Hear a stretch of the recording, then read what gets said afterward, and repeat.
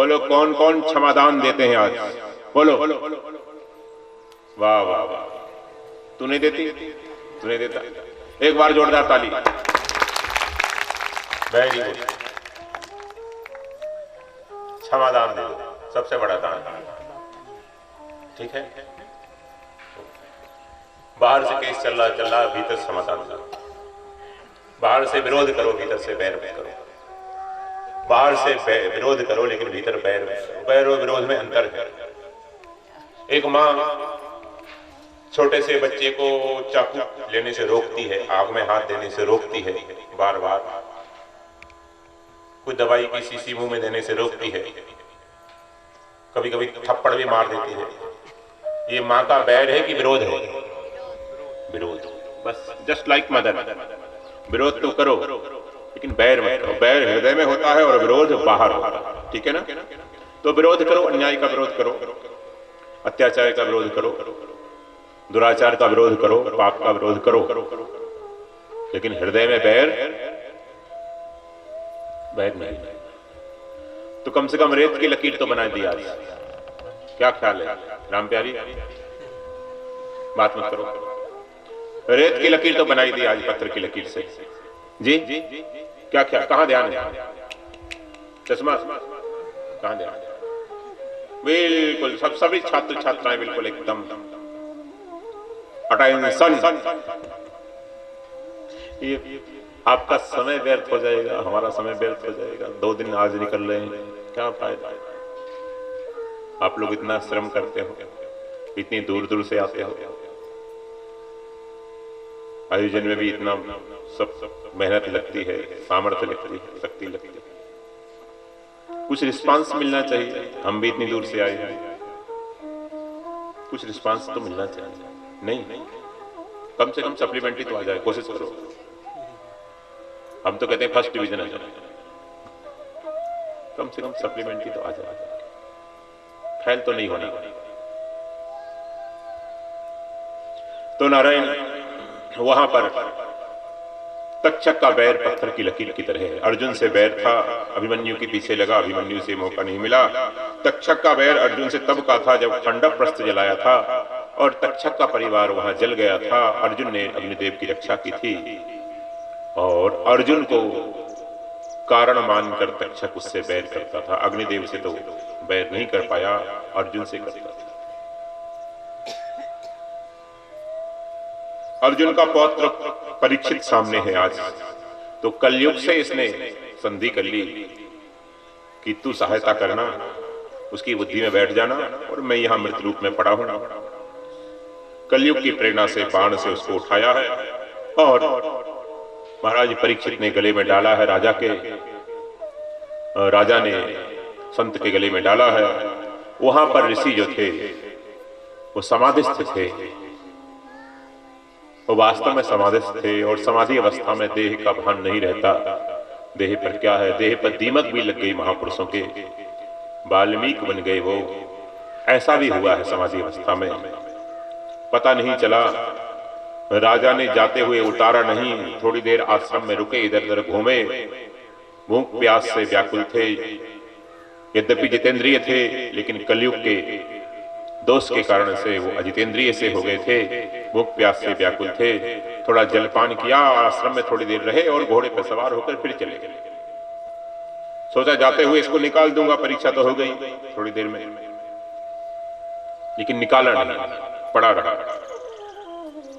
दूसरे छात्र वहां पर खेल रहे थे, उन्होंने ऋषि पुत्र को जाकर सूचना दी और उन्होंने श्राप दिया। इधर महाराज परीक्षित आते हैं, जैसे ही मुकुट उतारते हैं वैसे ही अपनी भूल का उनको एहसास होता है और एहसास होते ही बड़ा धिक्कार करते हैं अपने आप को, पश्चाताप हो जाता है।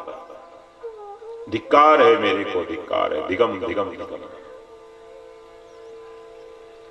मेरे कुल में ऐसी नीचता किसी नहीं की हो जैसी आज मैंने की। बहुत महान नीच कर्म किया। अहो अनाड़िवत नीच कृतम, अनाड़ी की तरह नीच कर्म मेरे द्वारा हुआ है, क्या करूं? देखो ध्यान देना, अच्छे लोगों से भी कभी कभी अपराध हो जाता है, लेकिन उनको पश्चाताप हो जाता है। पश्चाताप, आफ्टर, बाद में पश्चात, जब गलती का अनुभव हो, रियलाइज हो कि हमारे द्वारा बुरा हुआ है, तब उसका पश्चाताप हो जाए, पीड़ा हो जाए, तो आधा पाप तो वैसे नष्ट हो जाता है। लेकिन हम लोगों को पश्चाताप नहीं होता, हम छिपाते हैं उसको, हम उसको जस्टिफाई करते हैं। वो ऐसा था इसलिए मैंने ऐसे कर दिया, वो था ही ऐसा। मैंने गाली दे दी उसको या गोली चला दी, ये मेरी गलती नहीं है, आदमी ऐसा। वो बहुत दुष्ट है महाराज, आप नहीं जानते, आप नहीं जानते। अर्थात आप तो मूर्ख है, मैं बुद्धिमान, यही तो सिद्ध कर रहे हैं ना। उसको मैंने जो दंड दिया है वो देना ही था, उसको ही जस्टिफाई करते रहते हैं। हमको कभी पश्चाताप नहीं होता, हम कभी स्वीकार नहीं करते, हम कभी सुधरने का प्रयास नहीं करते। हम ऐसे लोग हैं जो कुर्ते के पीछे लिख के चलते हैं, शर्ट के पीछे लिख के चलते हैं टैग, हम नहीं सुधरेंगे। जैसे यहां लिखा है कि रुपये पैसा नहीं चढ़ाए, ऐसे टैग लिखा है, गले में लटकाया हुआ है, उसमें लिखा है हम नहीं सुधरेंगे।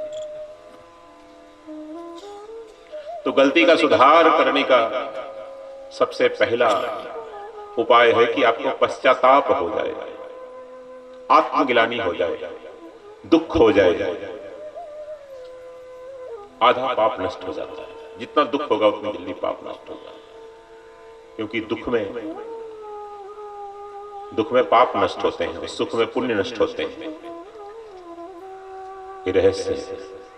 तो जितने आप दुख से भर जाएंगे, उस पाप से, ग्लानि से अपने आप को धिक्कार देंगे, उतना वो जलन होगी हृदय में, ताप होगा, और उस ताप से पाप का नाश होगा। तो पश्चाताप पहला उपाय है। तुरंत वापस चलने को तैयार हुए कि जाकर ऋषि से क्षमा मांगता हूं और प्रायश्चित का उपाय पूछता हूं कि महाराज मेरे द्वारा ये महान पाप हुआ है, अब क्या दंड देते हैं मेरे को, आप दीजिए। राजा सबको दंड देता है, लेकिन राजा को दंड ऋषि देते हैं, संत देते हैं। तो आप मेरे को दंड दीजिए, आप हमारे भी राजा हैं। जो धर्म सत्ता है वो राज सत्ता को भी कंट्रोल करती है, इसलिए आप बताइए महाराज क्या प्रायश्चित है।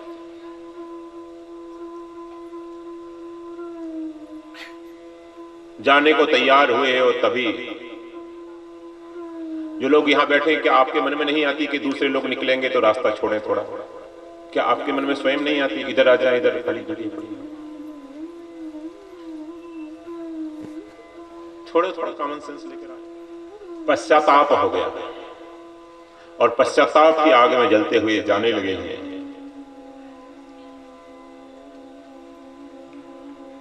तब तक समाचार मिला, गौरमुख नामक एक ऋषि कुमार संदेश लेकर आए, श्रृंगी ऋषि का बुलाओ। उनका स्वागत किया, उसके बाद पूछा, बोले महाराज सावधान, आपको श्राप लग चुका है। जो आपने आज कर्म किया है ऋषिकुल में जाकर, इस कारण से, उस अपराध के कारण आपको श्राप लगा है कि 7 दिन में तक्षक के काटने से आपकी मृत्यु हो जाएगी। ऋषिपुत्र की बुद्धि में भी तक्षक जाकर बैठा और तक्षक के काटने से, तक्षक कहा सबसे में हनी, ऐसा श्राप दिया। तो पूरी लीला तक्षक और कलयुग दोनों की मिलकर थी। इसका नाम, इतनी भयंकर राजनीति चलती है पहले से। अच्छे राजाओं को खत्म करो, अच्छा राज ना हो पाए देश में। नहीं तो मनमानी कैसे होगी, गुंडों की, बदमाशों की, नेताओं की। अच्छे शासक रहेंगे तो मनमानी नहीं होगी उनकी। तो अच्छे शासक को टिकने नहीं देते लोग, किसी न किसी तरह से उसको समाप्त कर देते हैं, मार देते हैं। ये पहले भी होता था, आज भी होता है। दुर्योधन कभी नहीं चाहता, जरासंध कभी नहीं चाहता, शिशुपाल कभी नहीं चाहता कि महाराज युधिष्ठिर राजा बना। अच्छे लोग नहीं चाहते, खुद पार्टी के लोग पीछे पड़ जाते हैं। कोई अच्छा आदमी आगे आएगा, उसकी टांग खींच देते हैं, खत्म कर देते हैं। खुद पार्टी की, सगा भाई भी नहीं चाहेगा, बहुत मुश्किल है।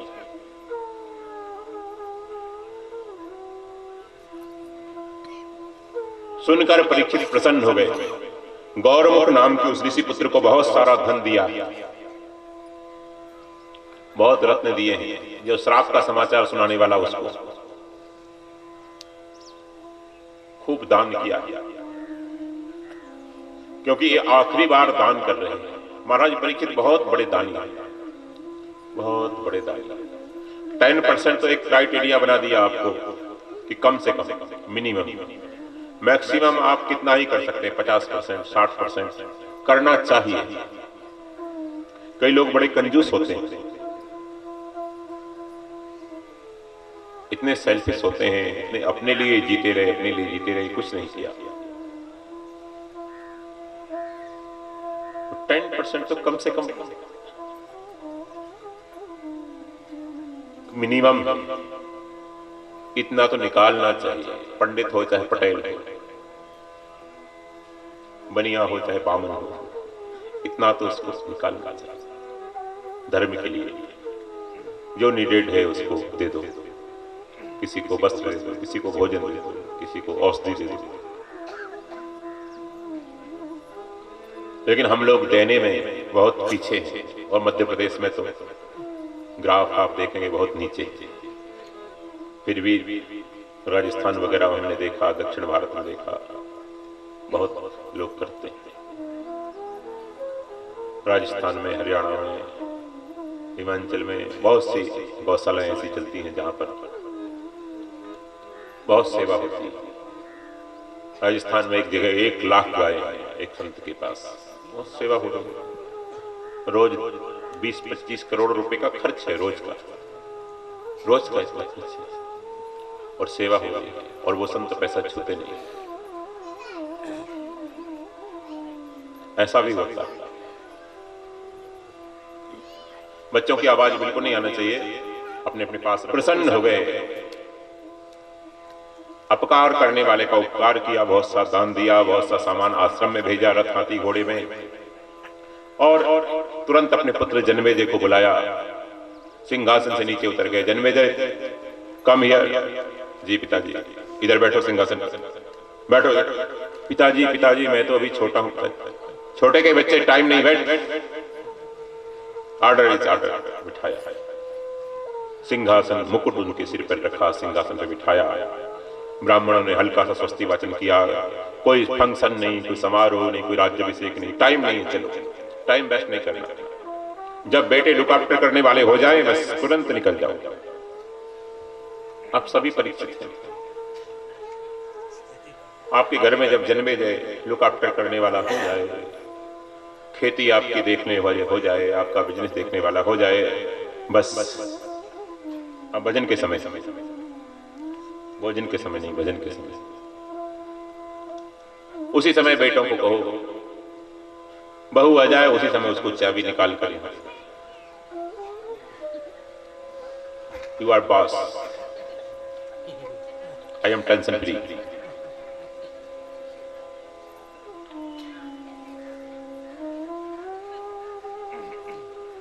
पोते की भी बहू आ गई, फिर भी आप चाबी यहाँ लटका के छम छम छम छम करते रहते हैं। ये क्या हो गया? तुम निर्णय लेने में देरी नहीं करना चाहिए। जैसे ही बेटों का विवाह हो, बस हाउस होल्ड लाइफ फिनिश। बाण प्रस्थ, वन को प्रस्थान, departure, bank of the Ganga,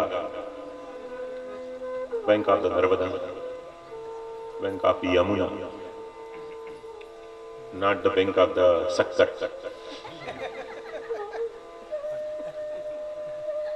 नजदीक नहीं जाना। नजदीक जाओगे, सुबह जाओगे, शाम को पोते की याद आएगी, फिर आ जाओगे वापस। दूर जाओ, हमारे साथ चलो हिमालय।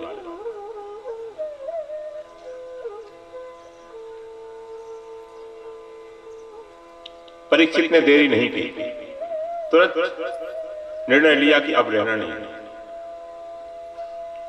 बस 7 दिन है हमारे पास, ज्यादा है ही नहीं। चल पड़े गंगा किनारे। 3 प्रकार की मृत्यु बताई है।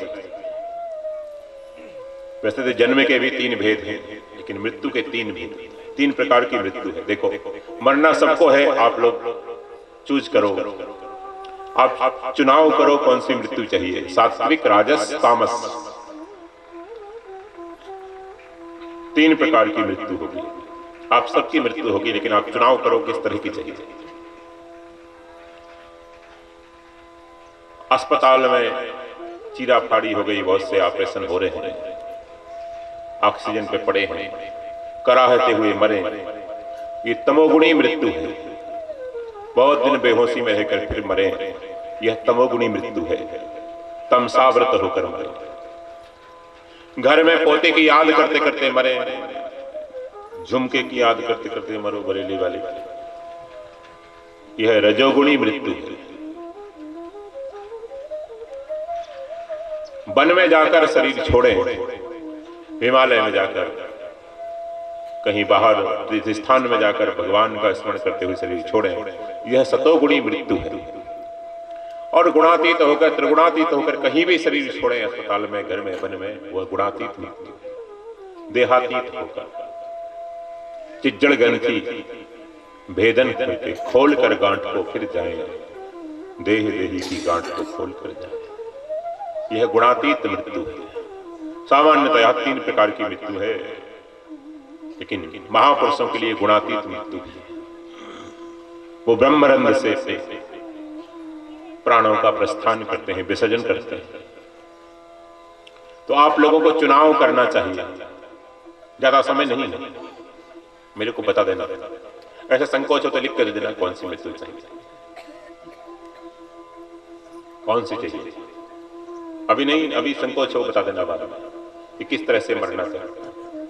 मरना तो है ही, आप हर रोज डाई करो तो भी जाना, तो भी जाना। डाई से मौत को धोखा नहीं, लोगों को तो धोखा हो जाएगा।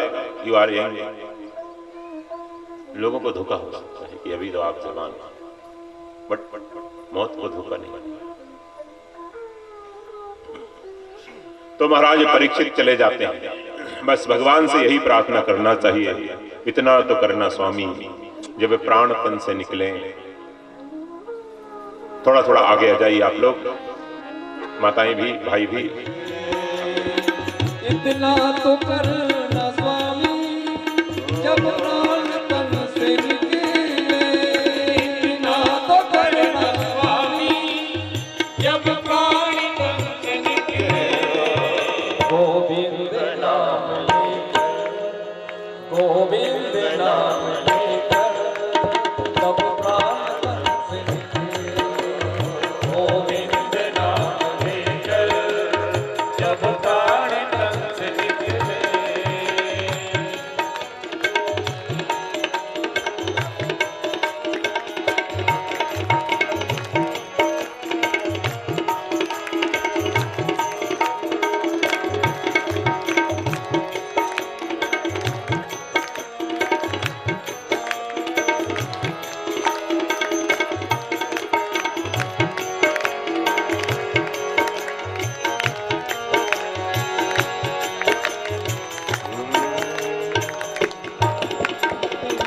जाना पड़ा जब निकले घट से प्राण, जाएगा जब यहाँ से, जाएगा जब यहाँ से, कुछ भी न पास होगा। 2 गज कफन का टुकड़ा, 2 गज कफन का टुकड़ा, तेरा लिबास होगा। 2 गज कफन का टुकड़ा, तेरा लिबास होगा। जाएगा जब यहाँ से, जाएगा जब यहाँ से, कुछ भी न पास होगा। 2 गज कफन का टुकड़ा,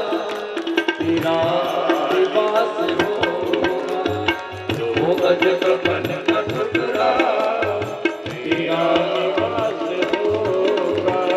कांधे पे धर ले जाए परिवार वाले तेरे, कांधे पे धर ले जाए परिवार वाले तेरे। यमदूत ले पकड़ कर डोले में घेर घेरे, यमदूत ले पकड़ कर यमदूत में घेरे, डोले में घेरे पीठी अपनी मनमा उदास होगा, पीटेगा छाती अपनी मनमा उदास होगा। जाएगा जब यहाँ से, जाएगा जब यहाँ से, कुछ भी न पास होगा। तो गज कफन का टुकड़ा तेरा निवास होगा, तो गज कफन का टुकड़ा तेरा निवास होगा। बदन को रख दे तेरे बदन को, और अरे दे देगा आग तुझको, दे देगा आग तुझको बेटा जो खास होगा, दे देगा आग तुझको बेटा जो खास होगा, दे देगा आग तुझको बेटा जो खास होगा, दे देगा आग तुझको बेटा जो खास होगा।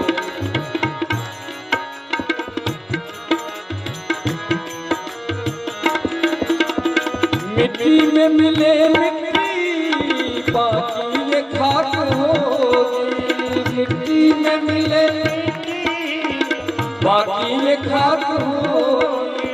सोने से तेरी काया जल कर के राख होगी, सोने से तेरी काया जल कर के राख होगी, जल कर के राख होगी। दुनिया को त्याग तेरा, दुनिया को त्याग तेरा मरघट में वास होगा, दुनिया को त्याग तेरा मरघट में वास होगा, दुनिया को त्याग तेरा मरघट में वास होगा, दुनिया को त्याग तेरा मरघट में वास होगा।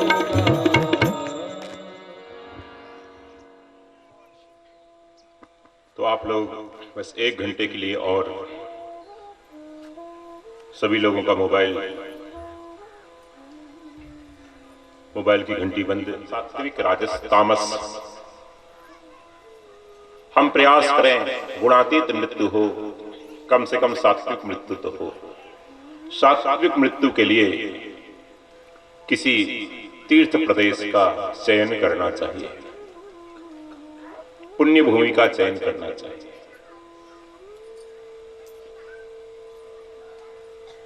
महाराज परीक्षित का प्रायोपवेशन व्रत सुनकर, श्राप की बात सुनकर हजारों महात्मा वहां आ गए। अत्रि वशिष्ठ चमन शरदवान अरिष्टनेमि भृगुरंगिदास्य पाराशरो गाधिसुतोथ राम, परशुराम जी, पराशर, विश्वामित्र जी, वेदव्यास जी, वशिष्ठ जी, बड़े बड़े महापुरुष वहां पर। अत्रि ऋषि आ गया, शरदवान आ गए, गौतम आ गए, जितने भी अथॉरिटी थी अध्यात्म के अच्छे अच्छे महापुरुष थे, सब के सब वहां आ गए। क्योंकि परीक्षित स्वयं एक बहुत बड़े महापुरुष थे, तो महापुरुषों को देखने के लिए अंतिम समय महापुरुष आते ही हैं। उनमें एक टेलीपैथी होती है, अपने आप पता लग गया, आ गए। किसी को सूचना नहीं दी, किसी को निमंत्रण नहीं दिया, एक क्षण में ही सब आ गए।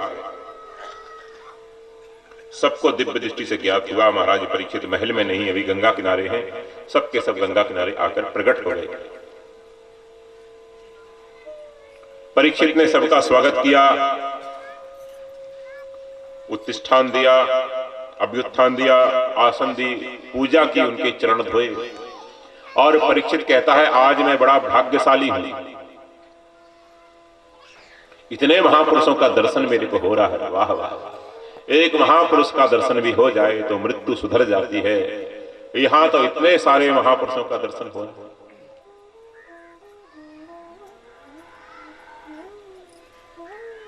देखो यहां पर जितने बैठे हैं सबके सबके बड़े पवित्र भाव हैं, सब दर्शनीय, अच्छे अच्छे लोग यहां पर आ गए।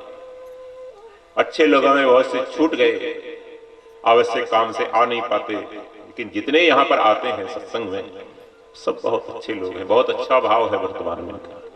इनका वर्तमान देखो आप, इनका पास्ट मत देखो कैसा है।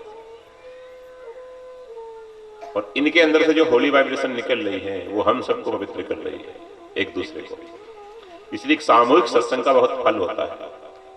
1000 लोग जहां बैठे हैं तो 1000 गुना फल एक एक को होता है।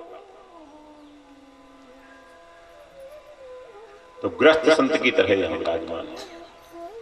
तो परीक्षित उन महापुरुषों को देखकर प्रसन्न हो गए और कहा, महाराज अब तो आप मेरे को भगवान की कथा श्रवण कराइए, सत्संग श्रवण कराइए। सत्संग सुनते सुनते ये शरीर छूटे, भगवान का स्मरण करते करते छूटे गंगा किनारे, इससे बड़ा सौभाग्य क्या होगा। अब सभी ऋषि एक दूसरे को आदर देते हैं। वशिष्ठ जी विश्वामित्र जी कहते हैं, महाराज आप विराजिए व्यास पीठ पर, आप सुनाइए। गौतम पराशर को कहते हैं, पराशर वेदव्यास को कहते हैं, वेदव्यास जी परशुराम जी को कहते हैं, आप तो साक्षात भगवान के स्वरूप हैं, आप विराजिए। आप इस संतों में बड़ी विचित्र परंपरा, एक दूसरे को बड़ा बताकर, एक दूसरे को आदर देकर, स्वयं छोटे बनकर, निरहंकार रहकर जीते। हम लोग ऐसा नहीं कर पाते। हम लोगों में थोड़ा बहुत पुण्य करने वाला आदमी, थोड़ा जप करने वाला आदमी एक सुपीरियरिटी कॉम्प्लेक्स से भर जाता है। सुपीरियर कॉम्प्लेक्स ऐसा हो जाता है उसको कि मैं तो बहुत श्रेष्ठ हूं, मैं तो 3 बजे रात में उठता हूं, मैं तो 3:30 बजे उठता हूं, मैं तो 4 बजे उठता हूं। लेकिन संतों में ऐसा नहीं होता। संत जितने बड़े होंगे उतने अपने को छोटा मानेंगे, उतना विनम्र मानेंगे, उतना ईगोलेसनेस होगा। लेकिन सामान्य आदमी थोड़ा सा कुछ कर ले, थोड़ा उसके पास पुण्याई हो जाए, वो अहंकार से भर जाता है। तो संत एक दूसरे का सम्मान कर रहे हैं, बोले महाराज आप सुनाइए, आप बैठिए, मैं तो छोटा हूं, आप बड़े हैं, आप बैठिए, आप बड़े, आप बड़े। बस यही विनम्रता तो उनको भगवत कृपा का पात्र बनाती है। इसी विनम्रता से वो हल्के रहते हैं, हल्के। लकड़ी इसलिए तैरती है पानी में क्योंकि हल्की होती है, और पत्थर इसलिए डूब जाता है क्योंकि भारी होता है। तो भारी बनोगे तो डूबोगे संसार सागर में, इसलिए भारी नहीं बनना, छोटे बनकर रहना, छोटे बनकर। सत्संग छोटा बनना सिखाता है। बोलो, सत्संग छोटा बनना सिखाता है। ये होमवर्क है, आप लोग छात्र हैं, शिक्षक हैं, आपको होमवर्क देके जा रहे हैं। 2-4 सूत्र रोज दे देंगे, बस ये होमवर्क आप करते रहना। फिर कभी क्लास ले लेंगे, तो कभी फिर इस क्षेत्र में आएंगे तो फिर क्लास ले लेंगे। आते रहते हैं, साल में 1 आध बार तो आते ही रहते हैं। अभी तो एक सत्र और चलेगा 7 दिन का। यहाँ 12 को समापन होगा, 13 को महाप्रसाद होगा, 14 से 20 पास में आपके डुंगरिया आड़े गांव साले चौका के पास, वहां चलेगा। तो अभी तो एक क्लास और चलती है, उस क्लास में भी आ सकते हैं। डबल ट्यूशन हो जाएंगे, फीस नहीं लेंगे। फीस में एकाध कोई बुराई दे दो, कोई ईगो दे दो, अपना कुछ निंदा दे दो, चुगली दे दो, एकाध बुराई, ट्यूशन फीस तो देना चाहिए ना? नहीं देना चाहिए, नहीं देना चाहिए? तो ठीक है, आप दे देना। आप लोग सब हमारी झोली में डाल देना। जितनी बुराई है, जितना टेंशन है, सब दे दो, सब दे दो। जितना आपके पास टेंशन है, सब पेंशन आपकी, टेंशन मेरा, ठीक है? पेंशन पेंशन आपकी और टेंशन ये हमारा बंटवारा हो गया। ओके, तो नारायण महाराज परीक्षित के कहने पर कोई भी संत तैयार नहीं हो रहा, सब एक दूसरे को निवेदन कर रहे हैं। एक क्षण ऐसे ही बीता, तब तक वहां से देखते क्या है, सभी संत उठकर खड़े हो गए सहसा, क्योंकि वहां से भगवान चले आ रहे थे। कौन से भगवान? यहां सुखदेव जी को भगवान शब्द से परिभाषित किया गया है। भगवान व्यास। सूतवाच तत्राभवत भगवान व्यासपुत्रो यदृक्षयः गामटमानो नपेक्षः अलक्षलिंगो निजलावतुष्टः मृतस्य बालैरवधूतवेषः। तत्राभवत भगवान व्यासपुत्रो, वहां पर भगवान व्यास पुत्र का आगमन हो रहा है।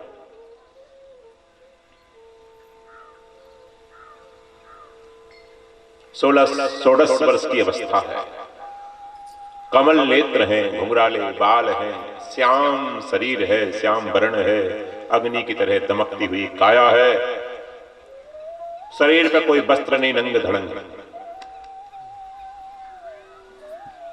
ऋषियों को भ्रम हो गए कि साक्षात श्री कृष्ण आ गए क्या, क्योंकि श्री कृष्ण का और सुखदेव जी का स्वरूप हूबहू बिल्कुल सेम एक जैसा।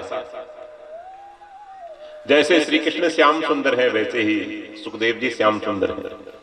वैसे जैसे श्री कृष्ण नित्य किशोर रहते हैं, वैसे ही सुखदेव जी नित्य किशोर हैं। जैसे वो आजान बाहु हैं श्री कृष्ण, वैसे ही सुखदेव भी आजान बाहु। वैसे ही कमल नेत्र इनके हैं, वैसे ही सुंदर नासिका है, वैसे ही कर्ण है, वैसे ही घुंघराले बाल हैं, पूरा हूबहू। अंतर है तो इतना कि वह पीतांबर है और ये दिगंबर है, नंग धड़ंग। दिगम अंबरस अंबरम यस्य स दिगंबर, दिशाएं ही जिनका अंबर है, कोई वस्त्र नहीं, नंग धड़ंग अवधूत। उनके घुंघराले बालों में मैया यशोदा उनके घुंघराले बालों को बांधकर और डोरी बांधकर, मौली बांधकर मोर की पांख खोस देती है चारों तरफ, छोटे छोटे यशोदा मैया। और इनकी मैया ने इनको कुछ मुकुट वगैरह लगाया नहीं, टोपी वगैरह, क्योंकि इनकी तो मैया ही नहीं है, न मैया है न दैया है, कोई नहीं। सुखदेव जी और श्री कृष्ण में कोई अंतर नहीं, एक जैसा स्वरूप, एक जैसे दिखाई देते। अंतर है तो इतना है कि बस परिधान का अंतर है। दिगंबर होकर श्री कृष्ण आ गए ऐसा लगा, और भगवान के भक्तों में अंतर नहीं रह जाता, भगवत स्वरूप हो जाते हैं भगवान के भक्त। गुरुवाणी में कहा है, हरिजन हरि अंतर नहीं, नानक सांची मान। हरिजन हरि अंतर नहीं, नानक सांची मान। गुरु नानक देव जी बात कहते हैं, सांची बात मानो हमारी, सत्य बात मानो हमारी। हरि में हरिजन में अंतर नहीं, भक्त और भगवान में कोई अंतर नहीं। सब उठकर खड़े हो गए। क्यों? बोले बड़े को खड़ा होना, बड़े को देखकर आदर देना चाहिए, सम्मान देना चाहिए, खड़े होना चाहिए। तो पूछा कि ये कैसे बड़े हैं? अरे इनके पिता वेदव्यास जी बैठे हैं, दादा पराशर जी बैठे हैं, और दादा के दादा वशिष्ठ जी महाराज बैठे हैं। वशिष्ठ जी के पुत्र शक्ति, शक्ति के पुत्र पराशर, और पराशर के वेदव्यास, वेदव्यास के सुखदेव। तो शक्ति यहां नहीं है, क्योंकि शक्ति जी दिल्ली चले गए कम उम्र में, विश्वामित्र जी के लीला से उनके द्वारा। सारे पूर्वज बैठे हैं, वो भी उठ के खड़े हो रहे हैं। बच्चों को शांत रखेंगे सूर्यकांत जी। ज्ञान वृद्ध है इसलिए उठ के खड़े हुए, बड़े हैं इसलिए उठ के खड़े होते हैं। कैसे बड़े हैं? बोले ज्ञान में बड़े हैं। देखो, शूद्रों में बड़ा वो बड़ा होता है जो आयु से बड़ा है, वो बड़ा माना जाता है। वैश्यों में धन से जो बड़ा है वो बड़ा माना जाता है। क्षत्रियों में जो बल से बड़ा है, महारथी है, वह बड़ा माना जाता है। और ब्राह्मणों में, संतों में जो ज्ञान से बड़ा है, ज्ञान वृद्धो भी वृद्धा, वो बड़ा माना जाता है। ये बड़े मानने के पैमाने हैं, केवल आयु से नहीं। आयु से शूद्रों में, धन से वैश्यों में, बल से क्षत्रियों में और ज्ञान से विद्वज्जनों में और महापुरुषों में, संतों में। तो ये ज्ञान से बड़े हैं। क्या वेदव्यास जी ज्ञानी नहीं है? क्या पराशर ज्ञानी नहीं है? साक्षात परशुराम जी बैठे हैं यहां पर, वो ज्ञानी नहीं है?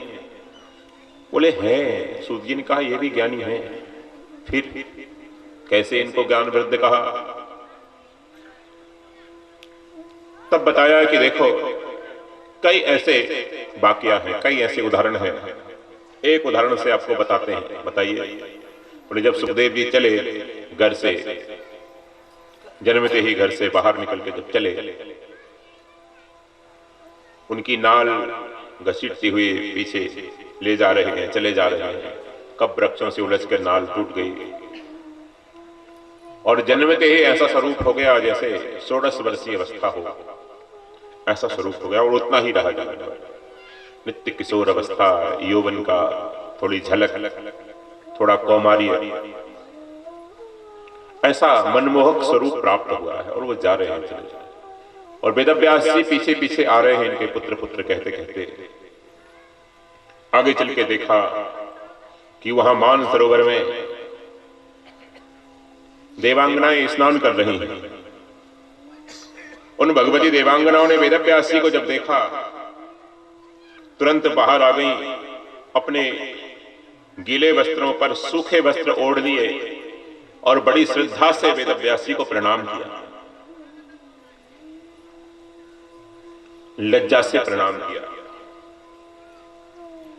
वेदव्यास जी ने कहा बेटियों, मैं तुम्हारे दादा परदादा की आयु का हूं, इतना वृद्ध हूं, मेरे से इतनी लज्जा तुम्हें?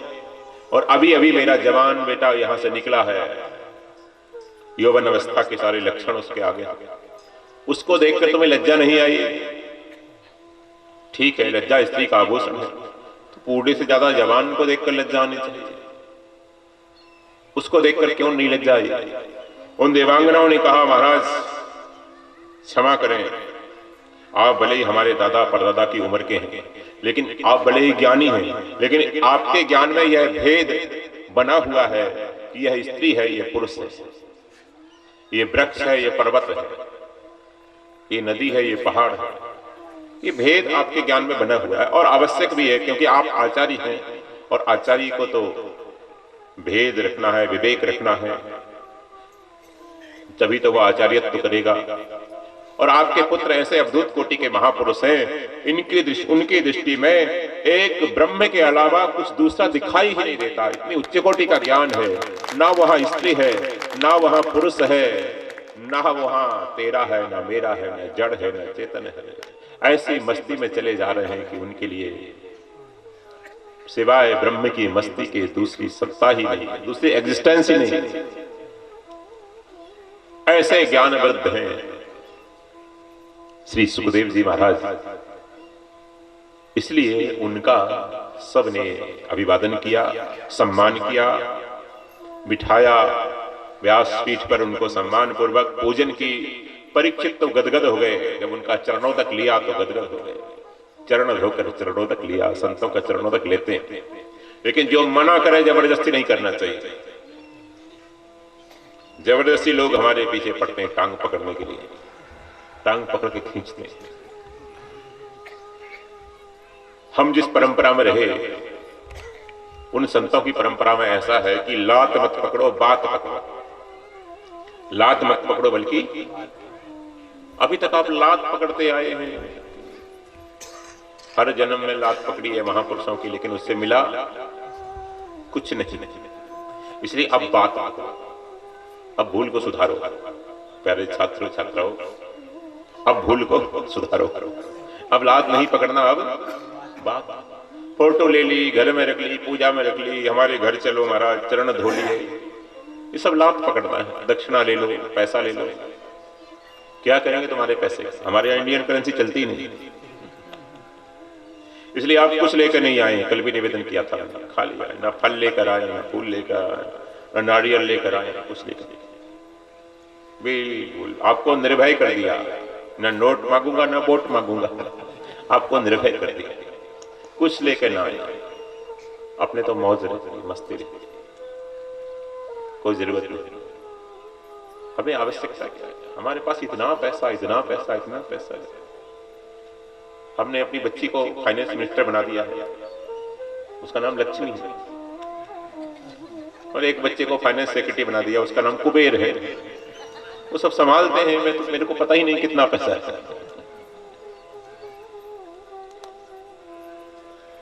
बात विनोद में कही गई है, लेकिन यथार्थ है, सब हमारा ही है। उदार चरिता नाम तो वसुधैव कुटुंबकम, सब अपना ही है। थोड़ा बहुत आप लोगों से लेकर 100-100, 500-500, 1000, 2000, लाख, 10 लाख, 50 लाख, करोड़ भी ले ली, क्या करें? हमारे गुरुजनों ने हमको राजा बनाया। आप कहते हो महाराज भिखारी बन जाओ हमारे सामने, भैया दे दो, कुछ दे दो, आश्रम बनाना है, गौशाला बनाना है, कुछ नहीं बनाना। हम तो बिगाड़ने वाले, बनाने वाले नहीं है, जो है उसी को बिगाड़ने वाले। इसलिए आप लोग बिल्कुल खाली होकर आए, निर्भय होकर आए, निर्भय होकर आए। यू डोंट वरी, कुछ नहीं लेंगे आपसे। हाँ, बुराई है तो लेने का फंडामेंटल राइट है हमारा, क्योंकि हम शिक्षक हैं, आप छात्र हैं, वो तो हमारा फंडामेंटल राइट है। बुराई है तो लेंगे, निंदा चुगली तो लेंगे, आप लड़ाई तो लेंगे, सोना नहीं लेंगे। सोने का तो एक माता जी ने कह दिया है, मैंने मजाक में कहा तो उन्होंने सत्य मान लिया कि दे दूंगी। आज सुबह ही करार हुआ है हमारा, कह रही थी बहुओं को नहीं दूंगी, आपको ही दूंगी, चिंता मत करो। धीरे से कह रही थी, महाराज बहुओं से नहीं कहना।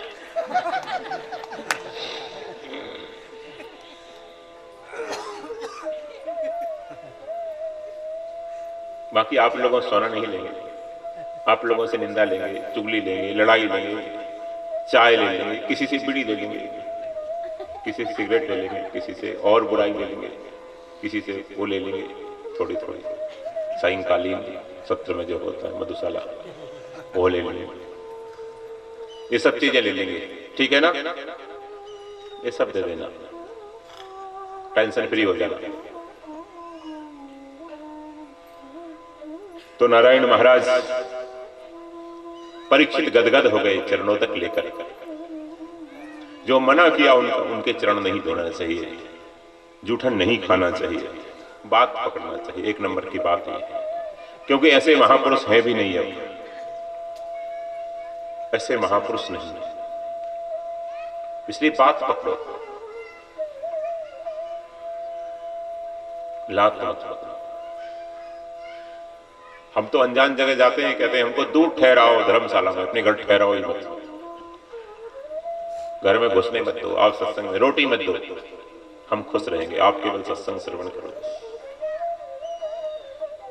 घर में क्या ले जाओ? साधु वेश में भी कोई अनजान आदमी घर में क्यों ले जाओ? आपके यहाँ बहन बेटी है, आपके यहाँ झुमका भी है बरेली वाला, कानपुर वाला कंगन भी है, क्यों ले जाओ घर में? इस वेश में आजकल पता नहीं कैसे कैसे लोग रहते हैं, मत ले जाओ, सावधान रहो। ये जो पाखंड होते हैं, आप लोग भी उसमें सहायक बनते हैं, तभी तो होते हैं। आप लोग अंधश्रद्धा करके, इतनी अंधश्रद्धा ठीक नहीं करना चाहिए, मर्यादा से। अकेली बहन बेटियां आए ना मिलने के लिए, आना है तो साथ में लेकर आओ, किसी परिवार वालों को साथ में लेकर आओ, अकेले नहीं मिलने के लिए।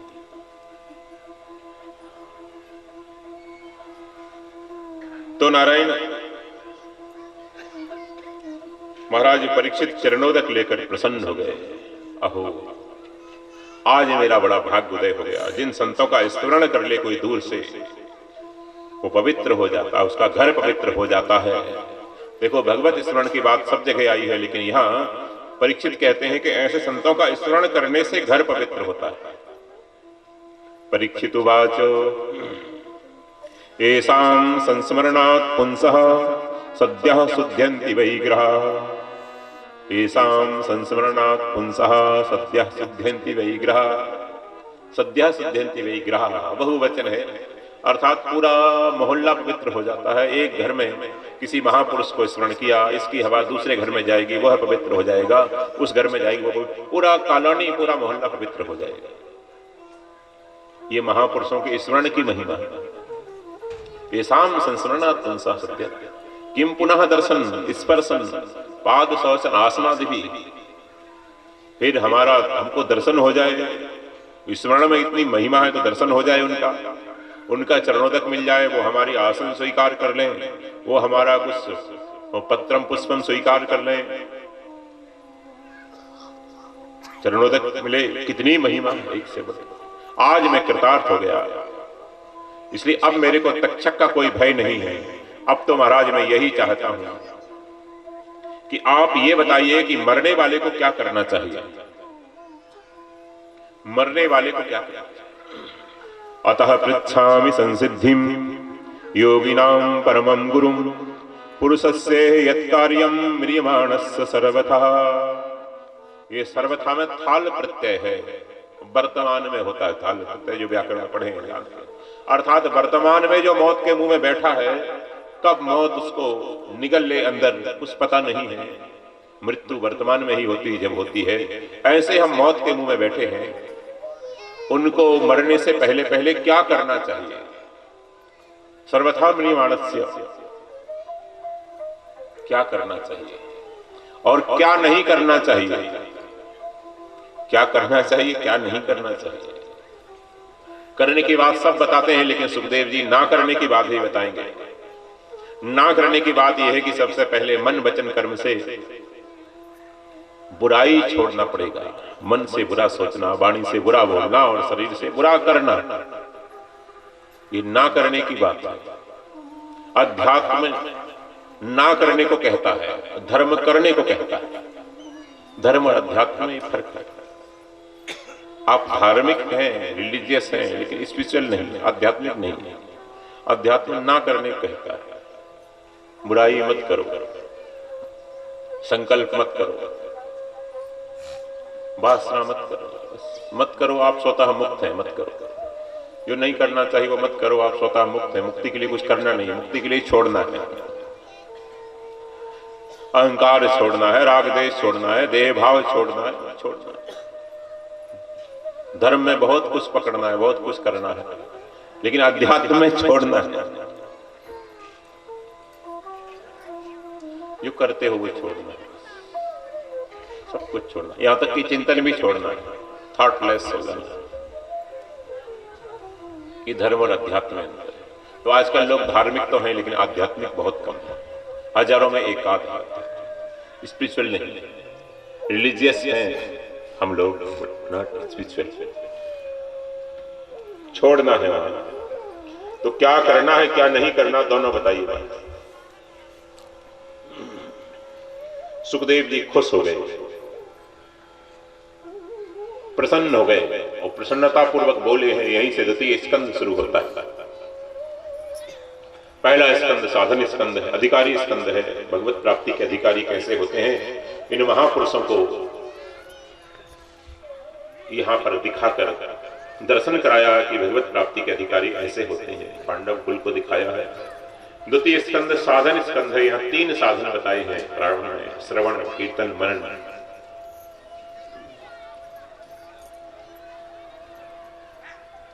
महाराज परीक्षित खुश हो गए इनका प्रश्न सुनकर। वाह वाह। श्री सुकोवाच मरीयान एषते प्रश्नः कृतो लोकहितं नृपः आत्मवित् सम्मतः पुंसां श्रोतव्यादिषु व्यापरः।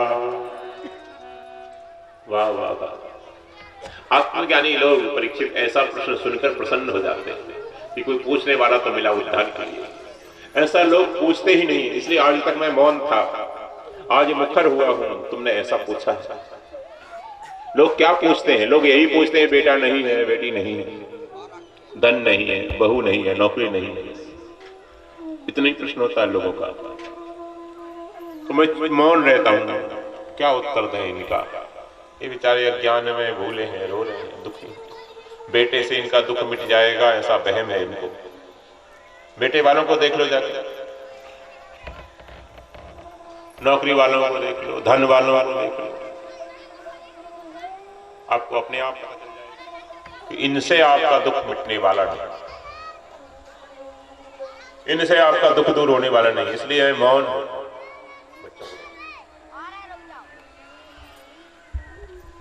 महाराज परीक्षित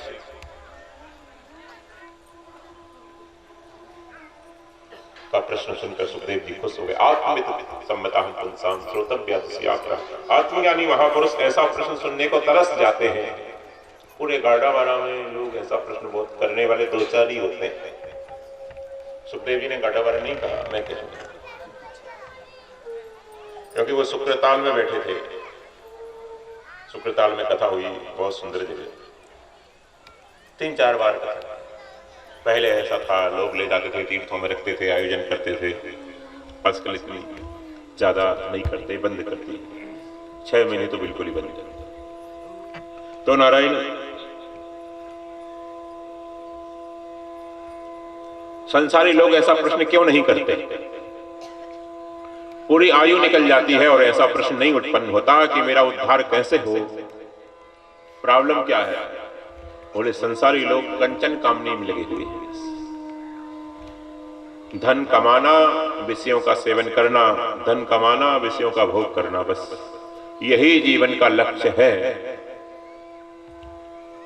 इसी में सारी एनर्जी चली जाती है। बुढ़ापा आ जाता है, फिर डाई कर लेते हैं, फिर आ जाता है, फिर कर लेते हैं, फिर आ जाता है। 2 काम में दिन बीतता है, 2 में रात। प्रश्न हुआ कि समय तो उतना ही है आपके पास भी जितना योगियों के पास है, फिर इन विषयी लोगों का समय किस में जाता है?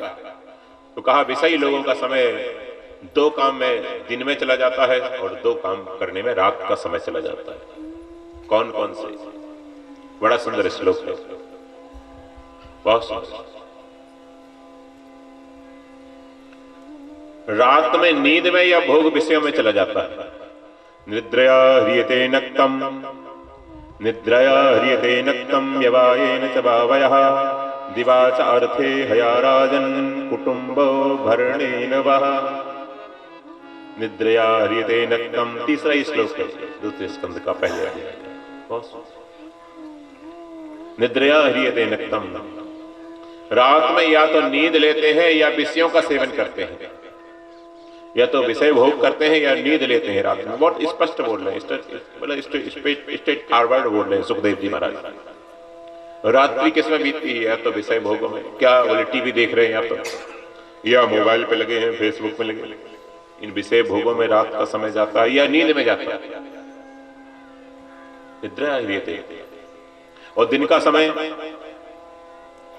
धन कमाने में या कुटुंब परिवार के पालन करने में, पेट भरने में। दिवाच अर्थे हया राजन कुटुंब भरने नवा। तो दिन में या तो पैसे के लिए दौड़ रहे हैं या परिवार के साथ व्यस्त हैं, बेटा पोते के साथ।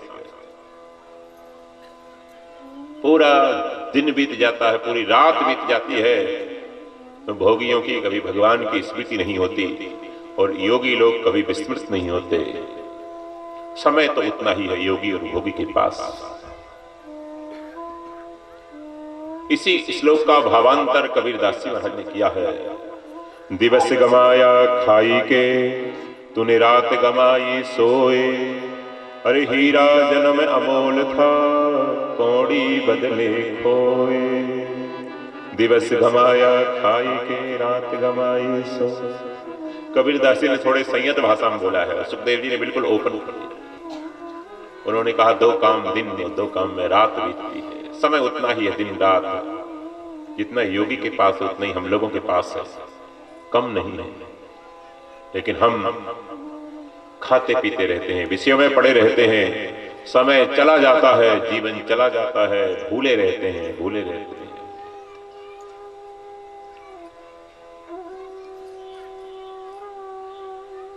इसलिए महाराज जिसको अपना उद्धार करना है, इन विषयों से ऊपर उठकर वो 3 काम में अपना समय, अपनी एनर्जी लगाना शुरू कर दे। किन 3 काम में? तस्मात् भारत सर्वात्मा भगवान ईश्वरो हरिः श्रोतव्यः कीर्तितव्यस्य स्मर्तव्यः चित्ता अभयम। तीन काम में अपना जीवन संचरित। श्रोतव्यः कीर्तितव्यस्य स्मर्तव्यः। तीन साधन बताए हैं आरंभ में। द्वितीय स्कंद साधन स्कंद है।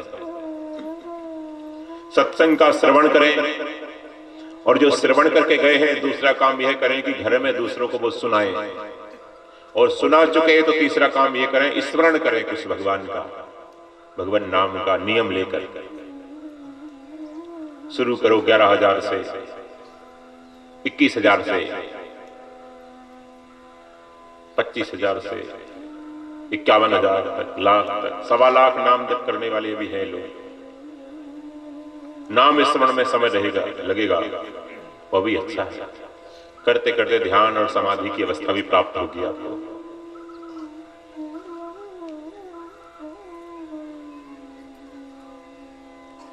तो तीन काम शुरू कर दें पहले आरंभ में। जो अपना उद्धार चाहते हैं, अभय होना चाहते हैं, चित्ता अभयम, अभय पद चाहते हैं, टेंशन फ्री होना चाहते हैं, तो तीन काम में अपना समय लगाना, अपनी एनर्जी लगाना शुरू कर दे। क्या? सत्संग श्रवण करें, संतों का संग करें। दूसरा जो सुना है उसको दूसरों को सुनाओ, जाकर घर में जाकर सुनाओ, रिपीटेशन होता रहेगा, आपका ज्ञान वर्धन भी होगा। कई लोग कहते हैं हम भूल जाते हैं, कथा में सुनकर आते हैं लेकिन घर जाकर भूल जाते हैं। तो आप ये सुखदेव जी का उपाय काम में लें कि सुनाओ घर जाकर, अपने घर वालों को, मित्रों को बिठा लो और सुनाओ जो सत्संग सुना है। तो आप सुनाएंगे तो बार बार पुनरावृत्ति होगी, फिर आपको विस्मृत नहीं होगा। और सुना दिया अथवा कोई नहीं सुनना चाहे तो क्या करो? तीसरा काम बताया, माला लेकर बैठ गए, चुपचाप बैठ गए। हरे राम राम राम हरे हरे, हरे कृष्णा कृष्णा कृष्णा हरे हरे हरे। 2 मिनट। हरे राम राम राम हरे हरे, हरे राम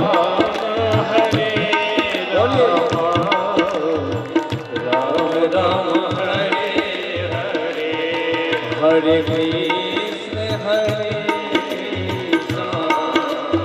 कृष्णा कृष्णा हरे हरे, हरे कृष्ण हरे कृष्णा कृष्णा कृष्णा हरे हरे, हरे राम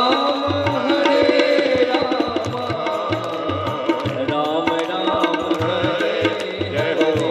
सब बोलिए, हरे राम राम हरे हरे, हरे कृष्ण कृष्णा कृष्णा हरे हरे, हरे कृष्ण कृष्णा कृष्णा हरे हरे। बोलो हरे राम राम राम हरे हरे, हरे राम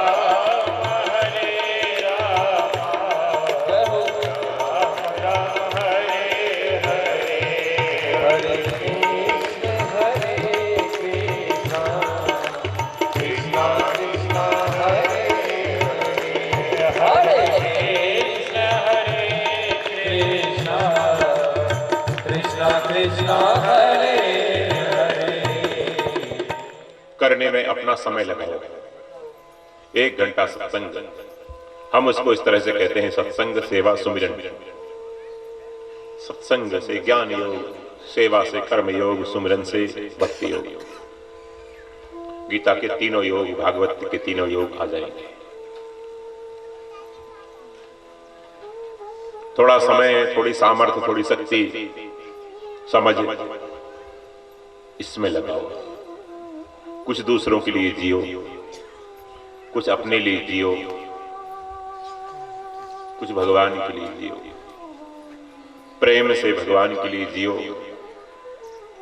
देहातीत होकर अपने लिए जियो, निष्काम होकर संसार के लिए जियो। निष्कामता से संसार की सेवा, प्रेम से परमात्मा की सेवा और असंग होने से, अनासक्त होने से, देहातीत होने से अपनी सेवा होती है। तीनों की सेवा। अभी ना हम अपनी सेवा करते हैं, न जगत की, न परमात्मा की। प्रेम से परमात्मा की सेवा, क्योंकि परमात्मा को केवल प्रेम प्यारा है। राम ही केवल प्रेम प्यारा, जान ले जो राम ही केवल प्रेम प्यारा, राम ही केवल प्रेम प्यारा, राम ही केवल प्रेम प्यारा, राम ही केवल प्रेम प्यारा, जान ले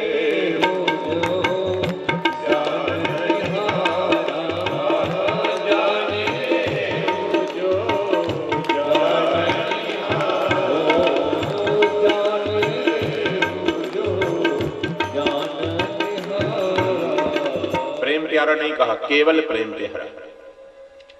तो प्रेम होता है परमात्मा से, अपनापन से। अपना मानोगे तो प्रेम होगा।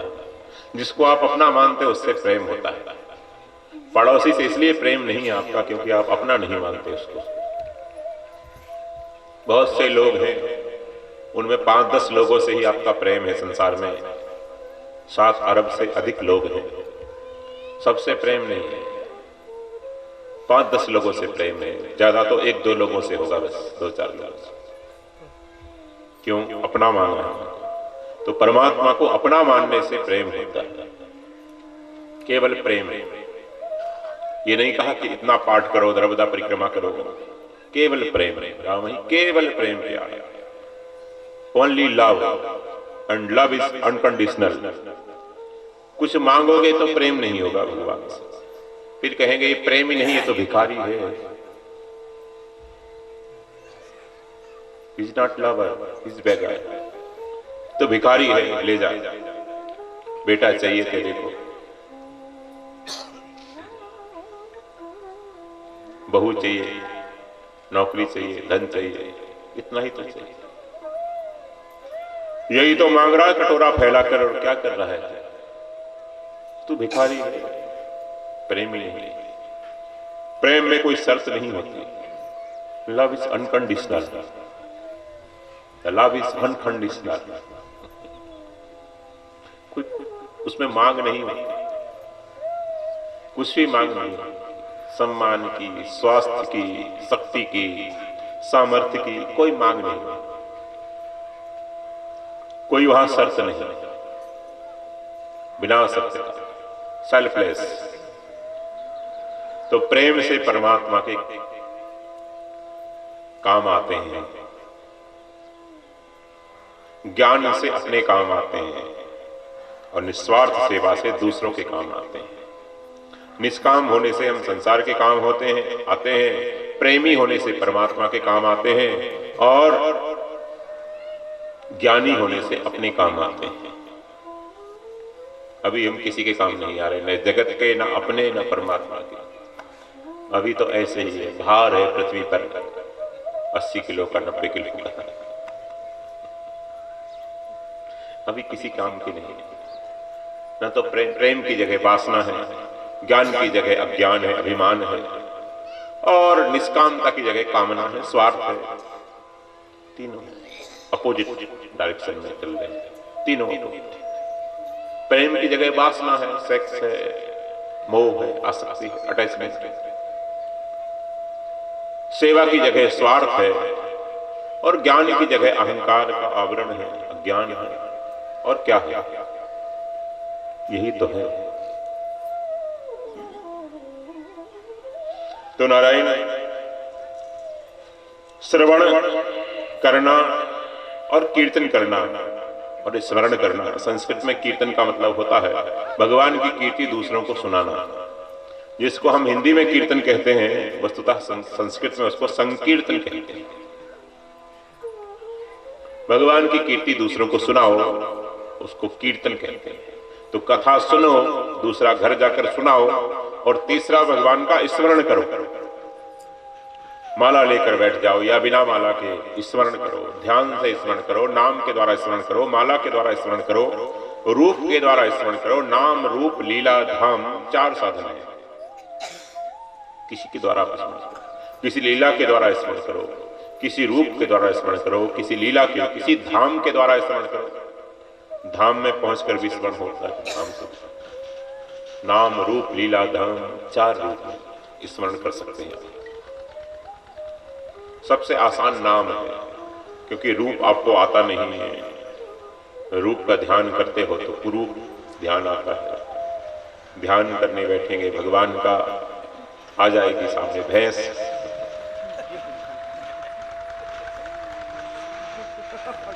आ जाएगी सामने राम प्यारी, श्याम प्यारी, बेटा आ जाएगा, बहू आ जाएगी।